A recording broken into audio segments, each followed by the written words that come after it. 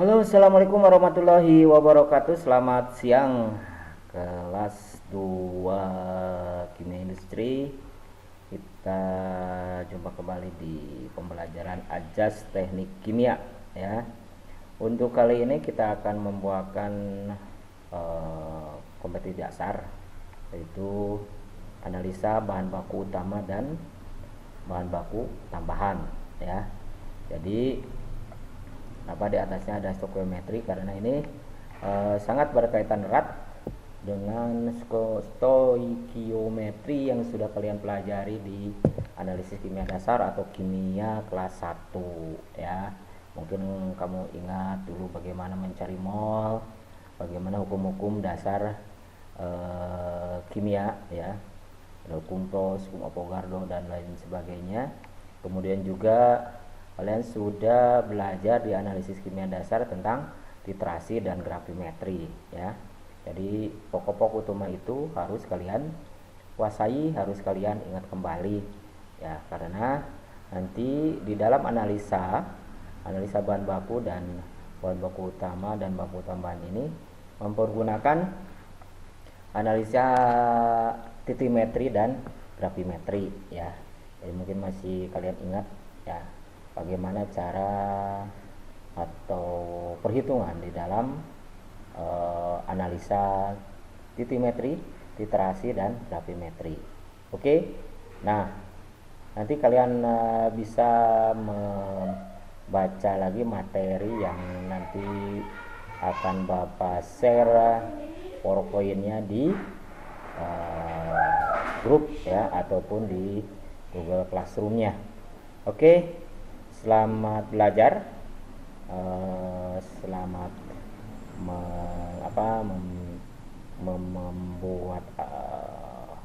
membuat prestasi hari ini ya. Jangan sampai tugas-tugasnya bolos terus, nambah terus, yang akhirnya numpuk. Oke, sekian dulu. Nanti kalian coba baca PowerPoint-nya yang akan Bapak share di grup. Oke, terima kasih. Oke, baik, kita lanjutkan kembali ya. Kita bahas dulu ya. Tadi judulnya adalah menghitung bahan baku dan bahan baku dan bahan tambahan atau bahan baku utama dan bahan baku tambahan ya. Jadi di dalam pelajaran Ajas Teknik Kimia ya, ini merupakan mata pelajaran dasar yang melandasi hampir seluruh mata pelajaran yang ada di jurusan Kimia Industri ya. Nanti kamu akan ketemu dengan OTK, operasi teknik kimia, juga perhitungannya dasarnya dari Ajas Teknik Kimia. Kemudian juga ketemu dengan proses industri kimia, alat industri kimia, itu dasar-dasar perhitungannya adalah ada di ATK. Oke, kita kembali ke bahan baku tadi ya. Bahan baku adalah bahan yang digunakan dalam membuat produk, di mana bahan tersebut secara menyeluruh tampak pada produk jadinya ya, atau merupakan bagian terbesar dari bentuk barang. Di bahan baku misalnya alkohol dari singkong, dari pati singkong, berarti bahan bakunya paling besar adalah singkong gitu loh ya, yang dibuat menjadi pati singkong. Nah, sedangkan biaya bahan baku adalah seluruh biaya untuk memperoleh sampai dengan bahan siap untuk yang digunakan, yang akan meliputi harga bahan, ongkos angkut dan penyimpanan serta lain-lain. Itu maksud dari biaya bahan baku. Nanti kamu ini akan diperhitungkan di dalam proses industri kimia ya. Selanjutnya apa sih bahan penunjang? Nah, ini bahan penunjang. Ini merupakan barang yang dimanfaatkan dalam proses produksi, namun bukan merupakan bagian dari bahan baku utama untuk produk yang dihasilkan ya. Jadi contohnya seperti gini, bahan penunjang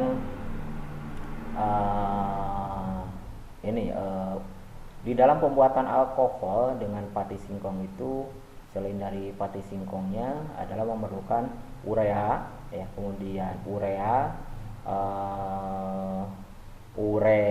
kemudian NPK, kemudian bakteri ya, bakteri Saccharomyces-nya. Nah, antara urea dan bahan urea, kemudian NPK dan diklomises itu adalah bahan baku penunjang ya. Jadi meskipun mungkin tidak ada NPK atau apa atau urea, itu akan terjadi fermentasi gitu ya. Oke. Dan yang dimana tadi disebutkan bahwa bahan baku utama itu akan kelihatan ya pada saat jadi produk, akan kelihatan gitu ya, akan kelihatan pada saat di dalam fermentasi itu akan kelihatan pati singkongnya, disebut bahan baku utama. Dan bahan baku penunjang tadi yang disebut tadi. Oke, sampai sini paham ya? Ya, tetap semangat belajarnya meskipun sudah hari siang ya, waktunya tidur siang, jangan malas. Oke. Oke, nanti untuk praktikumnya insya Allah minggu depan kita mulai ya, praktikumnya setelah uji kom kelas 3 beres ya. Baik, selanjutnya, nah untuk pembelajaran kali ini kompetensi dasarnya adalah menghitung kadar bahan baku tadi atau bahan baku utama, disebut bahan baku utama atau bahan baku, dan bahan penunjang dalam suatu industri kimia. Jadi ini kita menghitung aja, teknik kimia pasti intinya ngitung semua ya. Jadi jangan takut dengan menghitung. Kalau tanpa menghitung kita tidak akan bisa membuat produk. Karena apa? Karena bahan baku itu harus dihitung berapa umpannya, dan kita perhitungkan, perkirakan berapa akhir dari produknya, jumlahnya gitu loh ya. Kemudian yang ketiga adalah membuat kebutuhan bahan baku berdasarkan hasil perhitungan ya. Jadi mungkin ini kalian kalau kelas 1 sudah praktikum titrasi dan gravimetri, nanti kita pakai itu caranya ya, dari perhitungan gravimetri dan titrimetri ini kita pakai analisa untuk menghitung bahan baku atau bahan penunjangnya ya.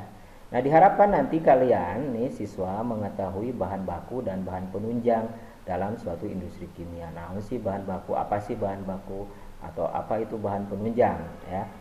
Nah, yang kedua, siswa bisa menghitung kadar bahan baku dan bahan penunjang dalam suatu industri kimia.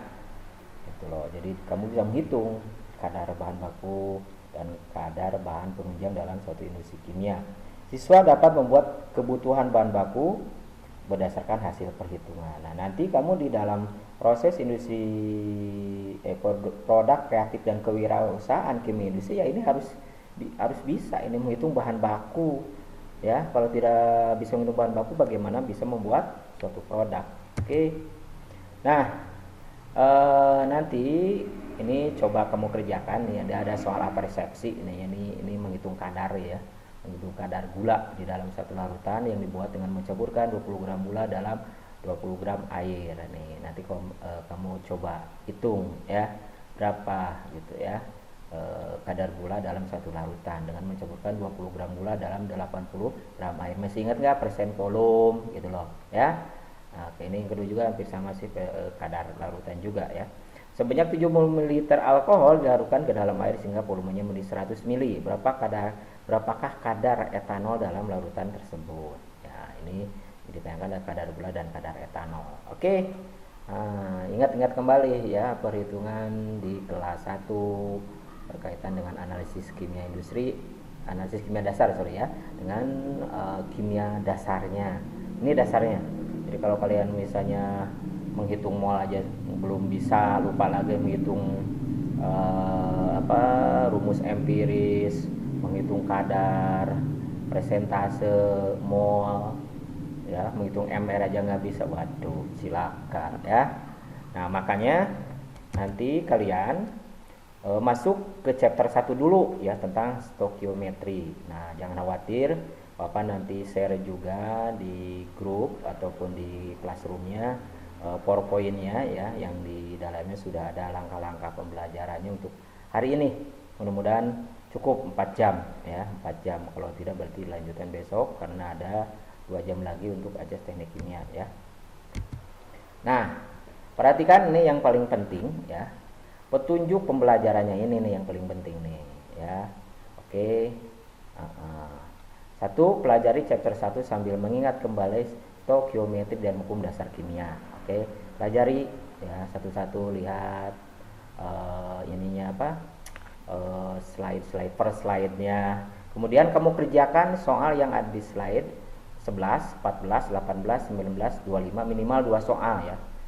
Ya, kalau mau semua lebih bagus. ya. Tapi takutnya kamu pusing ya, sedikit aja susah ngumpulin tugasnya kan, betul tidak ya.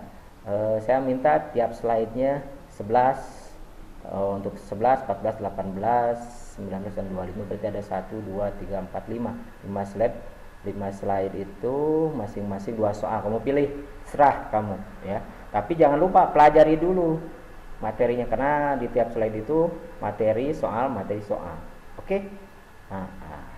Bisa dipahami ya. Kalau tidak atau belum paham, silakan kalian japri ataupun tanya di WA grup ya.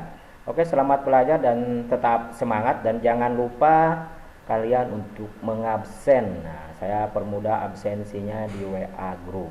Silakan absen. Oke, terima kasih. Selamat belajar dan tetap semangat. Kita belajar sampai dengan jam 3:45 kalau nggak salah ya. Jadi masih banyak waktu ya, 4 jam pelajaran cukup lah ya. Dengan tadi berarti soal yang harus di share di GCR atau di classroomnya itu soal apersepsi tadi yang 2 itu, yang di atas ya, yang di atas. Nah yang ini, oke, yang ini.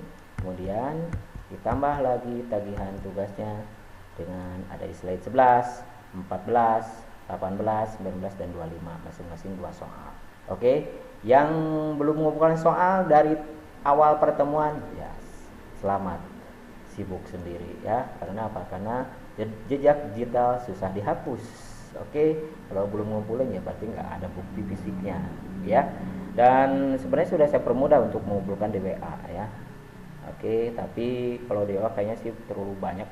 Diusahakan di classroom atau di email saja ya. Kalau di email mungkin nggak mudah kehapus gitu ya. Kalau di WA itu kadang-kadang mungkin gampang kehapus. Jadi lebih baik kalian kirim di email ataupun di classroom.